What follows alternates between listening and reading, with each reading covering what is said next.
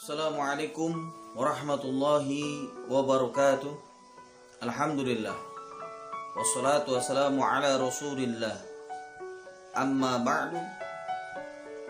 Para sahib Abi Sam dimanapun berada, Abi doakan senantiasa mendapatkan perlindungan dan rahmat dari Allah Subhanahu wa ta'ala.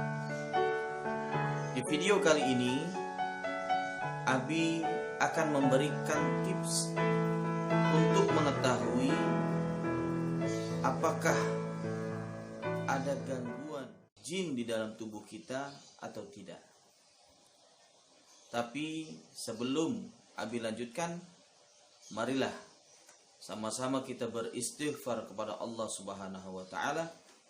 Kita memohon ampun atas segala salah, dosa, lalai yang kita lakukan selama ini. Dan juga bersolawat kepada baginda Muhammad sallallahu alaihi wasallam. Mudah-mudahan kita termasuk umat baginda Muhammad yang mendapatkan syafaat yaumil qiyamah nanti. Amin amin ya rabbal alamin. Astaghfirullah rabbal baraya. Astaghfirullah minal khataya. Astaghfirullah rabbal baraya. Astaghfirullah minal khataya. Allahumma salli ala sayyidina Muhammadin tibil qulubi wa dawaiha wa afiyatil abdani wa shifaiha wa nuril absari wa diyaiha wa ala alihi wa sahbihi wa sallim. Allahumma salli wa sallim wa barik alaih. Para sahib Abi Sam, ciri-ciri kita terkena gangguan jin atau sihir adalah yang pertama, kita sering merasakan sakit. Sakit yang berpindah-pindah tempat. Kadang sakit di kepala, sakit di perut, di dada, di kaki, di tangan, di punggung. Jadi berpindah-pindah rasa sakitnya itu. Ketika diobati, sakitnya tidak kunjung sembuh. Bahkan bisa bertahun-tahun. Apalagi ketika didiagnosa oleh dokter, ternyata tidak ada penyakitnya sama sekali. Nah, ini salah satu ciri terkena gangguan jin atau sihir. Dan orang yang terkena gangguan jin atau sihir akan sulit untuk tidur. Meskipun dia sudah berusaha memejamkan matanya, tapi tetap sulit untuk tidur. Biasanya baru bisa tidur ketika menjelang subuh. Dan ini terjadi terus menerus. Bukan hanya 1 atau 2 kali. Nah, ini termasuk daripada gangguan jin. Kenapa orang yang terkena gangguan jin itu sulit untuk tidur? Karena biasanya aktivitas jin itu di malam hari. Jadi orang yang terkena gangguan jin, ya dia akan mengikuti aktivitas jin tersebut. Susah untuk tidur di malam hari. Dan apabila tidur pun, dia akan mendapatkan gangguan di dalam mimpinya. Suka mimpi seram. Misalkan dikejar setan. Seperti kuntilanak, pocong, genderuwo, dan lain sebagainya.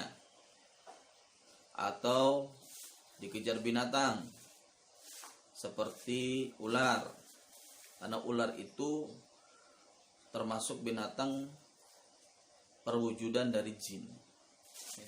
Jadi kalau kita sering mimpi dikejar ular, ularnya banyak, ada yang kecil, ada yang besar, dan berusaha untuk memakan kita atau untuk mematuk kita, itu termasuk daripada gangguan jin atau sihir.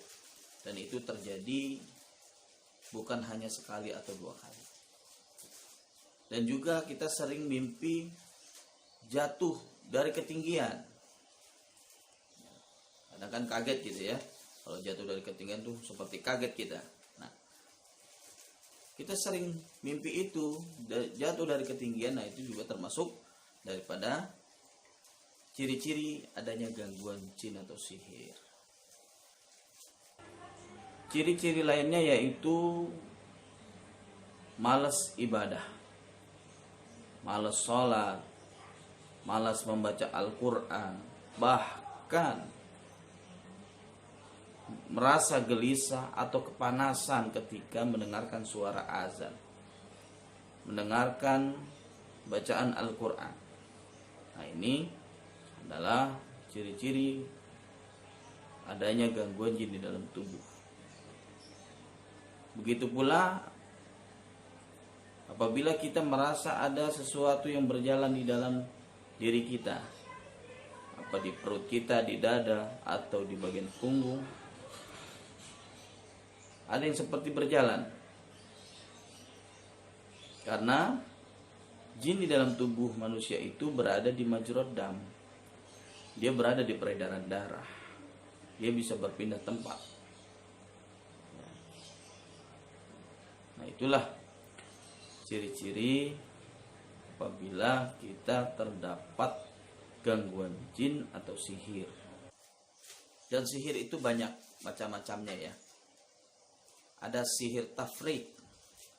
Sihir tafrik itu apa? Sihir pemisah.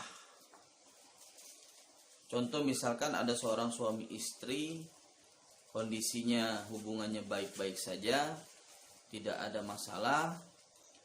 Lalu ada orang yang syirik, maka dibuatnya sihir tafrik namanya. Pemisah, yang tadinya orang suka menjadi tidak suka, yang tadinya orang saling menyayangi akhirnya saling membenci. Nah, itu namanya sihir tafrik. Lalu sihir yang kedua adalah sihir mahabbah. Sihir mahabbah itu sihir cinta. Nah, ini sering terjadi biasanya. Mungkin ada seorang laki-laki yang mencintai seorang wanita, tapi cintanya itu bertepuk sebelah tangan. Maka seringkali diambil jalan pintas. Kalau seringkali dulu disebutnya cinta ditolak, dukun bertindak, kan gitu. Nah, sihir mahabbah ini kalau di Indonesia itu disebutnya dengan pelet. Ya, jadi dipelet agar yang tadinya tidak suka menjadi suka, yang tadinya benci menjadi cinta. Nah, itu disebutnya sihir mahabbah. Lalu ada lagi sihir tahyil, sihir hayalan. Sihir hayalan ini seringkali kita dibuat seakan-akan terjadi, padahal tidak ada sesuatu yang terjadi.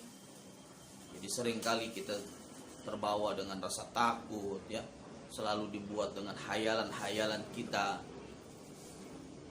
Itulah sihir tahyil. Lalu ada lagi yang disebut dengan sihir junun. Sihir junun itu kegilaan atau khumul, stres. Sihir junun ini atau sihir khumul tujuannya adalah untuk menjadikan orang yang menjadi target itu menjadi gila atau stres. Lalu ada lagi yang disebut dengan sihir marit. Nah, ini juga sering terjadi sihir marit ini. Paling banyak terjadi sihir marit.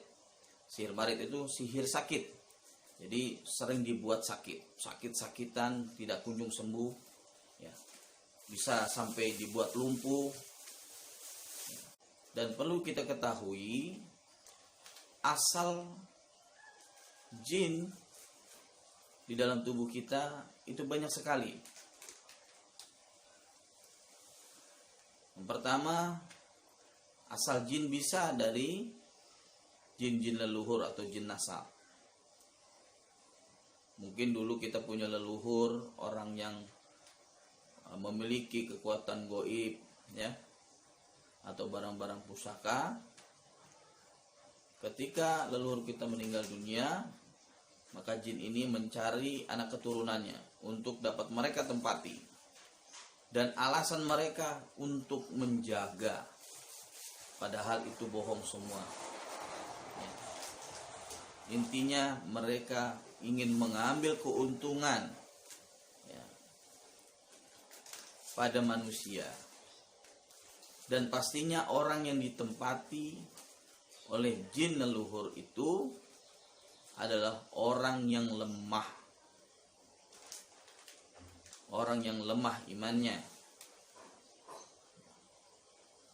Lalu asal jin yang lain bisa berasal dari sihir, santet, teluh, pelet dan sebagainya. Ya. Itu berasal dari sihir. Ada juga asalnya jin berasal dari ilmu-ilmu gaib yang kita pelajari.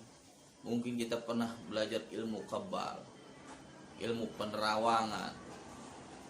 Lalu kita belajar juga ilmu kesaktian. Kita diisi badan kita, diraja dengan ilmu-ilmu gaib.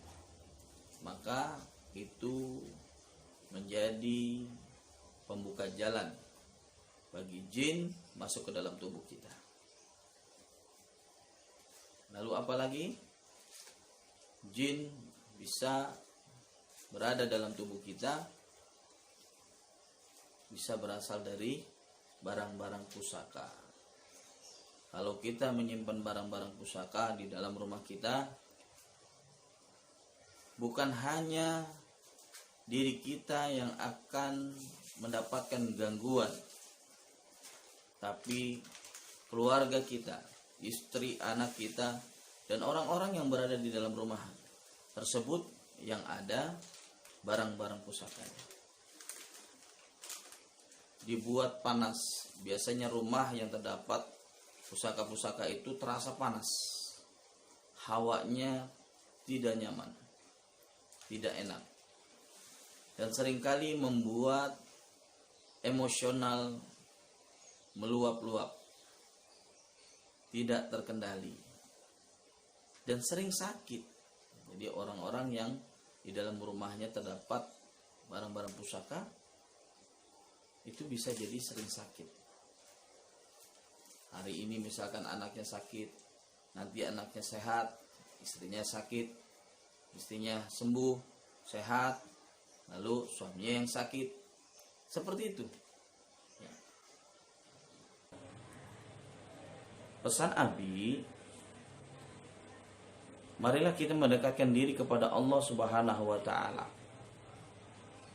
Kita tingkatkan kadar keimanan dan ketakwaan kita kepada Allah Subhanahu wa Ta'ala. Rajin ibadah, rajin sholat, rajin membaca Al-Quran. Dan hindarkan diri kita dari pembelajaran ilmu-ilmu kesaktian, ilmu kebal, ilmu penerawangan, dan ilmu-ilmu kegoiban lainnya yang akan menjerumuskan kita kepada kesyirikan, sehingga kita akan jatuh ke dalam jurang kehancuran karena telah berbuat syirik kepada Allah Subhanahu wa Ta'ala.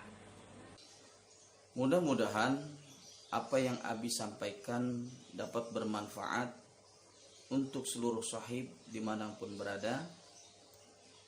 Insya Allah di video selanjutnya Abi akan memberikan cara bagaimana dapat menangkal atau menjaga diri kita, bahkan membebaskan diri kita dari gangguan jin, sihir, santet teluh, dan lain sebagainya.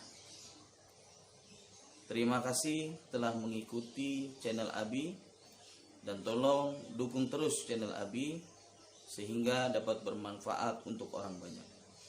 Demikian, lebih kurangnya Abi mohon maaf. Billahi taufiq wal hidayah. Wassalamualaikum warahmatullahi wabarakatuh.